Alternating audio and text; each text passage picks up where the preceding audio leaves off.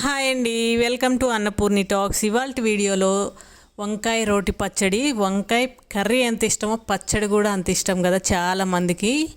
ఈ వంకాయ రోటి పచ్చడి చేసుకొని వేడివేడి అన్నంలో అంత పచ్చడి వేసుకొని తింటే సూపర్గా ఉంటుంది కదా. ఇప్పుడైతే పచ్చడి ఎలా చేయాలో చూసేద్దాము.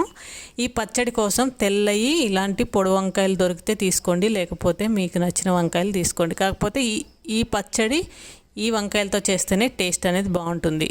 అలానే కారానికి సరిపడగా పచ్చిమిరపకాయలు, 2 ఉల్లిపాయలు మీడియం సైజు, అలానే ఒక చిన్న నిమ్మకాయ సైజ్ అంతా చింతపండు, మీకు ఇంకా కావాలితే ఎక్కువ వేసుకోవచ్చు కూడా. ఇప్పుడైతే పచ్చిమిరపకాయలు కారానికి సరిపడా ఎన్ని కావాలో అన్నీ తీసుకొని ముక్కలు చేసి కొంచెం పక్కన పెట్టుకోవాలి. ఇలా కట్ చేసి పక్కన పెట్టుకున్న తర్వాత వంకాయలు కూడా కట్ చేసుకుందాము.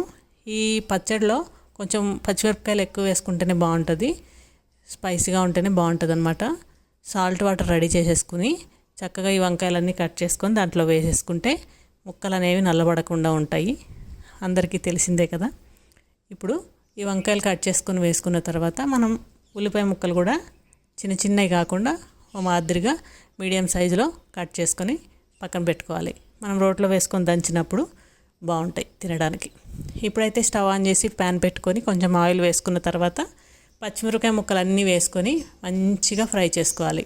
మనకి తెలిసిపోతుంది కదా, పైన అనేది ఇట్లా బబుల్స్ లాగా వస్తాయి.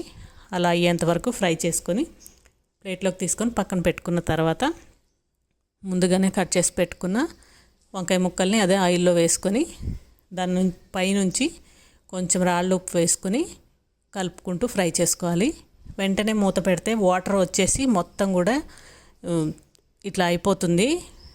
అట్లా కాకుండా మంచిగా కొంచెం ఫ్రై అయిన తర్వాత మూత పెట్టుకోండి కావాలంటే, లేదంటే మూత పెట్టకుండానే ఇలా ఫ్రై చేసుకొని పక్కన పెట్టేసుకోండి.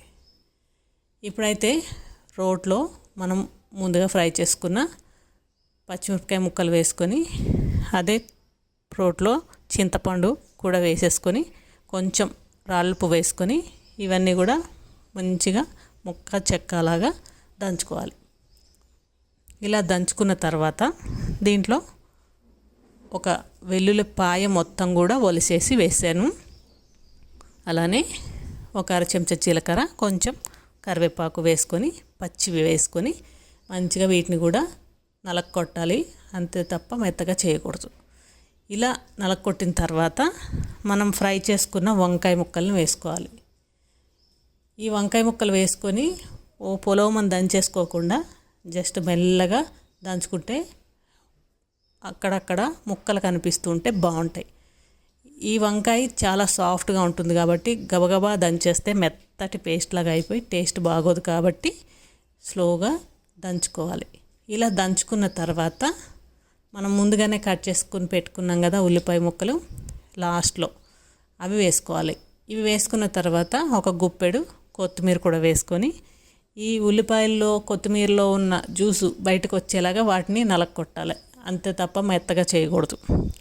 ఇలా నలక్కొట్టిన తర్వాత ఇదంతా తీసి ఒక బౌల్లో వేసుకొని దీంట్లో చిన్న పోపు వేసుకుందాం. చూసారు కదా ఎంత బాగుందో. ఈ మాదిరిగానే దంచుకోండి.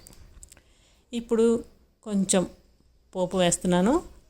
ఆయిల్ పెట్టుకొని చిన్న ప్యాన్లో కొంచెం శనగపప్పు, మినప్పప్పు, ఆవాలు, జీలకర్ర, 2 ఎండుమిరపకాయలు వేసుకొని పోపు వేసుకుంటే సరిపోతుంది. కొంచెం శనగపప్పు, మినప్పప్పు ఎక్కువ వేసుకుంటే తినేటప్పుడు బాగుంటుంది.